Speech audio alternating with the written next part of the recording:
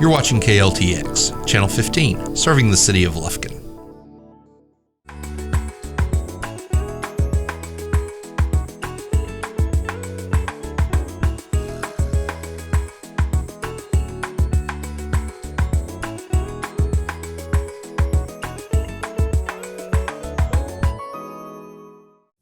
It's Heart Month here at Memorial Cooking Innovations. I'm Leanne Anderson, and today we have two special guests. First of all, returning again to talk about heart disease is Dr. Musa Khan from the Heart Institute of East Texas. Hello, you all. Hi. Good, how are you? Good. And then we have Maddie. She's a dietetic intern from Stephen F. Austin University. So, Awesome. welcome back. Thank you. Good to be here. Good. So, the Heart Institute of East Texas has grown over the years and really made Lufkin kind of the hub for cardiac care in this part of the state, and you continue to grow. How many areas are you currently serving? Yes, we are very fortunate that the Heart Institute of East Texas started in 1982 and has continued to grow since then. We currently have several outlying clinics, and we serve all the counties around Lufkin and Angelina County. We have offices, of course, in Lufkin, but in Crockett, St. Augustine, Hemphill, Center, Jasper, and Livingston. And hopefully we will have an office in Woodville pretty soon. Bringing cardiac care to places that people live rather than making them travel quite as far for care. So there have been several surveys done by Texas A&M Group in East Texas, where one of the major limitations of healthcare is transportation. Mm-hmm. Transportation, because the ability to drive in elderly is sometimes limited. Right. And it is costly. And because of that, to access facilities whenever possible, it is best provided closest to home. We have tried to bring in technology and expertise from world-renowned centers to Deep East Texas and Lufkin. And from Lufkin, what we have tried to do is go out into the local communities. So if you don't need very sophisticated diagnostic testing or complex procedures, we can provide some basic services closer to their communities. That really helps improve patient compliance and follow-up. Right, that way they don't only need to travel if they need extensive care or more Correct. complicated Correct. procedures. That's awesome.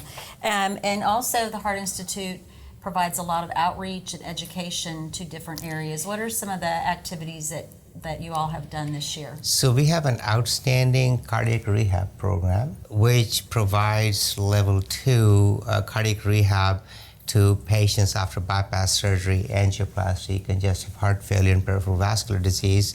But it also provides continued education and care to patients who have graduated from the cardiac rehab. Mm-hmm. And there are frequent lectures and classes over there throughout the year.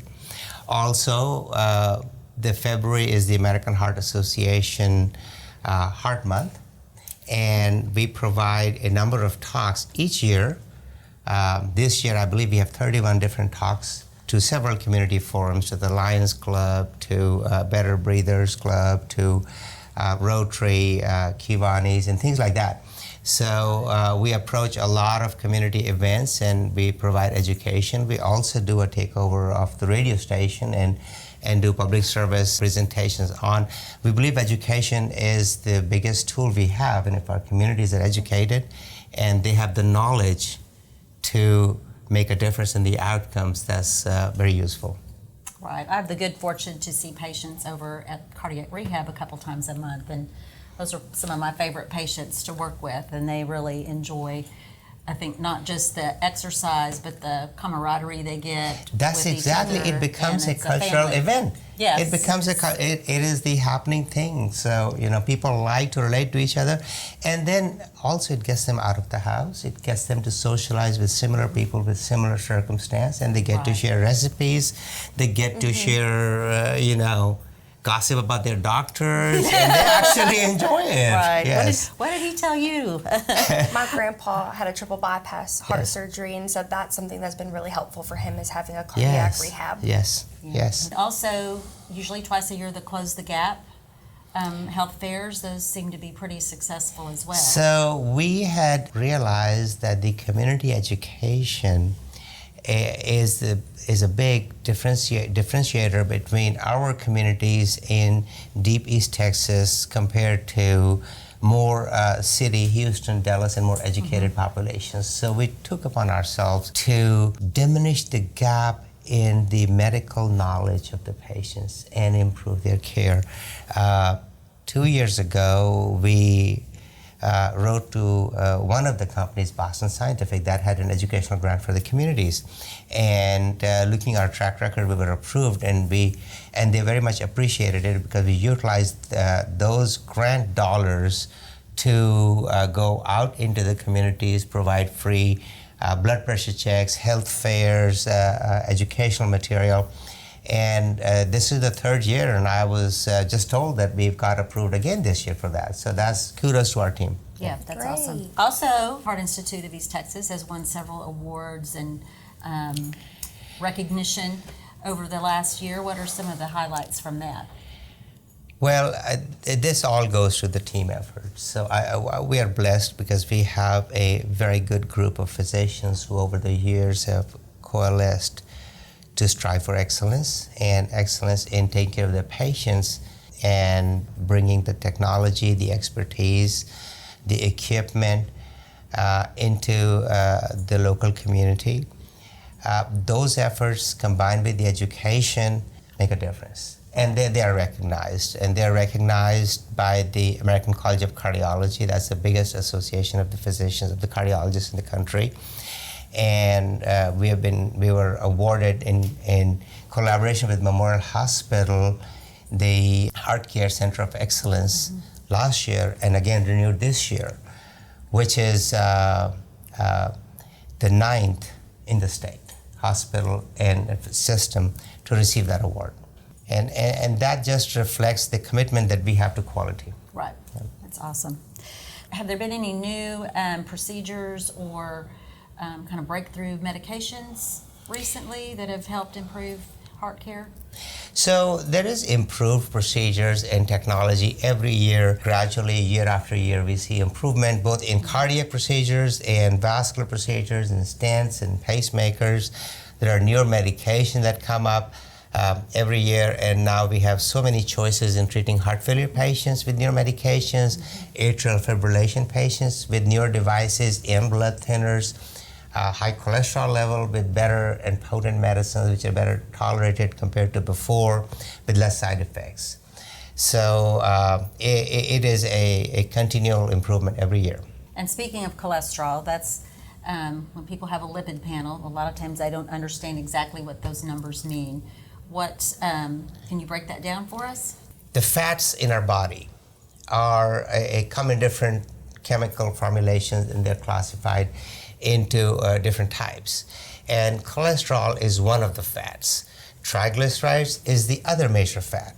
So triglycerides normally range from 50 to 150, and 300 would be high, and they can go up sometimes in disease conditions into thousands. Yes, I've seen that. So triglycerides usually reflect a basic metabolic problem like uncontrolled diabetes or thyroid problem or excessive calorie intake. They are not as closely related to heart disease as cholesterol is, even though they are harmful. They have other bad effects from pancreatitis to other issues on the body physiology and should be controlled. The other major type of fats that we see in our blood lipid panel is the cholesterol. But there are types of cholesterols. There are cholesterol which is called LDL or low density cholesterol, and there is cholesterol which is HDL or high density cholesterol. And this depends on the particle size. Okay. Small dense particles are low density, high density cholesterol is large particles. The HDL or high density cholesterol is a good cholesterol, and it should be 45 milligrams per deciliter or above. Okay. And HDL cholesterol can be improved by exercising. That's one of the good benefits of exercise. and it's lowered by smoking. So that one of the harmful effects of smoking.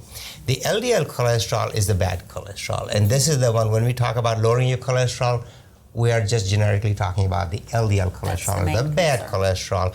And the levels of the LDL cholesterol vary tremendously. It is determined by our genetics, familial tendencies. It is determined by our diet, our exercise, smoking habits, and a lot of other things. And the LDL cholesterol should be 70 milligrams per deciliter or less in people who have known heart disease, diabetes, or 2 or more risk factors for heart disease. And that sometimes can be difficult to achieve. That's the challenge. Continue to drop over time. That's the challenge, yes. Is there any foods that you can eat to help with that LDL number that you would recommend? So foods have cholesterol in them, and the foods will increase your cholesterol. And what we need to do is avoid the foods or diets that increase our bad cholesterol. And that is how, there is not very many foods that will directly lower the cholesterol to a clinically significant level. Even though there are claims that turmeric or garlic or some things will have a good effect on it, or niacin as a supplement, and it may have small effect, but not a clinically significant effect on lowering the LDL to a dramatic level. Yeah. Medication usually is so if you're yes, unfortunately, if your cholesterol LDL levels are very high, and if you have heart disease or risk factors for heart disease or diabetes, there are a lot of times it comes to not only medication but diet and exercise. So there are 3 legs to that stool, and medicine is one strong leg, and we must not forget the other 2 things. kind of a synergy between the 3. Yeah. Prevention of heart disease is always a major concern, or one of the things we really try to promote. What are some other suggestions or any other specific recommendations you make around diet to your patients? Around diet or everything? Everything. I think we should really look at everything together, because really there's synergy in things. So one of the biggest things in East Texas and pretty much most places, and the lowest hanging fruit is smoking cessation. Smoking cessation. It is so easy to achieve a lot of benefit, more benefit than anything else you can do potentially, is smoking cessation. And it is doable, but we have to convince our patients of the harm it causes. And that is a single very important thing. The second is exercise. And exercise means exercising 30 minutes of cardio at least 5 times a week, 150 minutes a week of brisk walking, treadmill, exercise, bicycle, elliptical, any form of activity, definitely dependent upon your age and your physical abilities. Get that heart rate up. Get the heart rate up. And the third thing is diet. And we can talk about the diet. Okay, what do you recommend? So you have to look at, we talked about it last year, and I think I said we have to look at the quantity and the quality. Both are important. So if you eat a lot of stuff, it will be converted into fats and deposited in your body. So not only you have to eat healthy, but you have to eat the appropriate amounts, appropriate to your physiology. And if your total calorie intake is very high, it is harmful for you. So you have to, for an average adult patient of mine, 1,800 calories, 1,900 calories, maybe more than sufficient. And if we have more calorie intake than that, then it will be deposited in fats and increase our cholesterol. The quality of the food, then what we have to look at is avoiding purified, refined sugars, and minimizing carbohydrates overall, and increasing fiber intake, increasing protein intake, and minimizing fats. Minimizing fats, because fats are one of the most calorie-dense things. So for 1 gram of fat, you have a lot more calories than 1 gram of protein or 1 gram of fiber. So you're obviously going to get a lot of calories intake from it. Also, fat will directly add to our body's fats and will directly add to our cholesterol levels and increase our cholesterol. So we need to avoid eating red meat. Red meat has a higher level of cholesterol than white meat, than fish. And so we need to increase the white meat intake, and we need to increase our fish intake. We need to increase the fiber amount. We need to increase fruits and vegetables. And we need to minimize the fats, like lard, butter, a whole normal fat dairy products. So those things we have to avoid. Eggs and egg yolks. So eggs have yolks and whites. The yolk has a large amount of cholesterol in them, and they are okay for growing kids in moderation, but for adult people, egg yolks should be avoided because there's a lot of cholesterol in them. Egg white is okay. Egg white is a good protein source, and it can be used in the form of an omelet or something. You can't have sunny probably side the up, number one breakfast. You know, I always ask my patients, what do you eat on a typical day? Oh, I eat eggs and bacon, and it's like, we need to cut back on that just a little bit. And that brings me to my last question. Like I said, I always ask my patients, give me a typical day and see, you know, where we can make some changes. As a cardiologist, what does your typical day look like? I try and set up my timer on my coffee machine and load it up at night before I go to bed. Yeah, me too. So at 6:30, you know, I wake up with coffee smell, and I go pour myself a cup of coffee, and I would typically have a dry toast. So I will have a 10-grain Walmart bread toast, and actually 10 grain tastes better to me than multigrain, but either one, and have it bland without anything on it with my cup of coffee. Some days I would have a small bowl of oatmeal, of your choice of oatmeal, and I can't have it with water, so I have to with 2% milk. 2% milk, yes. Yeah, so my son likes it with water, and he's okay with that. So kudos to him, but I can't. I don't like it. I don't like it. Yeah. Milk. So that would be occasionally, but most of the days I'll just have a toast and a cup of coffee. And after work, during the day, I usually either have an apple for lunch, or I'll have one of those protein drinks with about 150, 160, 180 calories. Okay. There are many available in the market. There are many flavors, there are many brands, and you know, you just look at the contents and choose something which has not too many calories and not too many sugars. Right, the added sugars. Yeah, so no added sugars, 1 or 2 grams of sugar per drink, and about 160, 180, 150 calories to those drinks. Yeah, so I'd have one of those, or I'd have an apple, one of the two things. And in the evenings is where the biggest fall for all of us is, and I try to stay as healthy as possible. I would have some vegetables and a grilled chicken, a grilled fish, or baked and sauteed chicken or fish. So I tank up on chicken breasts. So I have frozen chicken breasts in my freezer all the time, and I can thaw them, or then I can just grill them, cook them in many different ways. Tilapia is very easy and quick to cook. Right. Salmon tastes better. Trout tastes better. Trout has less calories per ounce than salmon does. And I have a bunch of recipes, and you can cook any different ways. So I have a grill. It takes 15 minutes, 20 minutes to grill it. So if I put a little lemon juice on any fish and black pepper and throw it on the grill, it's ready in no time. It's ready in no time. It's 20 minutes. Yes, ma'am. Well, thank you, Dr. Khan, for joining us again. Well, thank you so much for having me here. So what are we cooking today? We are making a minestrone soup, so kind of a plant-based meal. Lots of vegetables, some beans, low sodium broth. And I see you have my favorite. You have olive oil. Olive oil. Yes. Just a little bit to saute the vegetables, not a whole lot, and just a few of their seasonings, and that'll help increase that fiber intake. And thank you so much for having me here. Right. It's good to be here. You too. Thank you. It's great to Thank meet you. Good to see you. Thank you.